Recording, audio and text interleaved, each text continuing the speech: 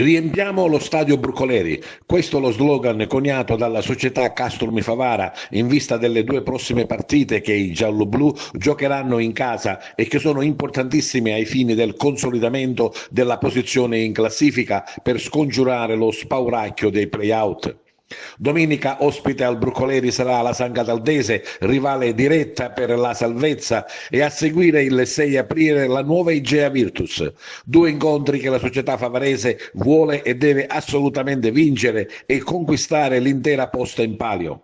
Per questo la società chiama a raccolta tutti i tifosi e promuove la giornata giallo-blu al grido "Riempiamo il Brucoleri". Per incentivare gli sportivi a recarsi allo stadio è stata disposta la promo gradinata 1x2, ovvero si acquista un biglietto per la gradinata al prezzo di 7 euro e lo stesso sarà valido per due incontri, quello di domenica 30 marzo con la Sacra Tardese e quello di domenica 6 aprile con la nuova Igea Virtus. Scontati anche i biglietti per la tribuna se acquistati in prevendita, ovvero 10 euro invece che 15. L'invito a venire allo stadio è stato rivolto anche alla tifoseria organizzata della Curva Nord, che dall'inizio di campionato segue la squadra in trasferta ma diserta le partite interne, non potendo avere a disposizione al Brucoleri la Curva Nord. La dirigenza ha assicurato loro che questo problema sarà la priorità per il prossimo anno, ma chiede loro di mettere da parte tutto e dare il proprio sostegno alla squadra in questa fase cruciale del campionato.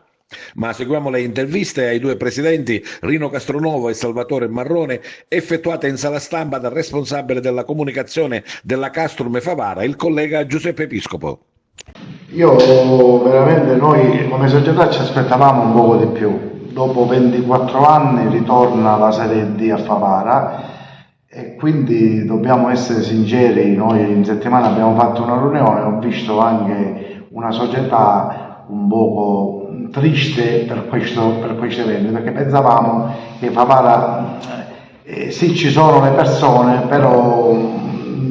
ci aspettavamo un poco di più, un pubblico più presente, un pubblico,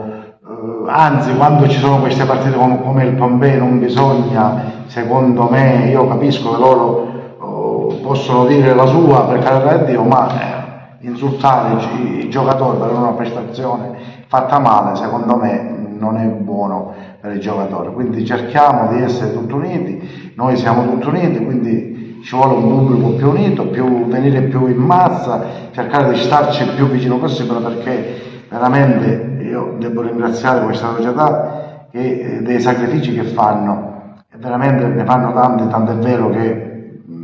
lo vedete quello che è successo all'Agas, quello che sta succedendo in altri campionati e altri dirigenti. Quindi Favara deve essere fortunata ad avere questa dirigenza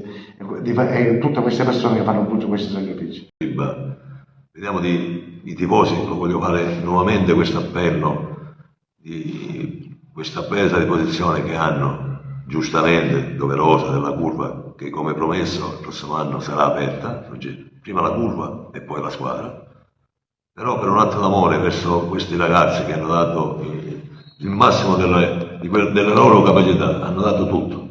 Ora ci vuole pure che si uniscano a noi i nostri cari tifosi, lasciamo stare tutte le questioni di principio che si sono create fino ad oggi e cercare di essere più uniti che mai, perché loro sono il vero 12° giocatore in campo che ci dà questa spinta finale al fine di raggiungere subito l'obiettivo,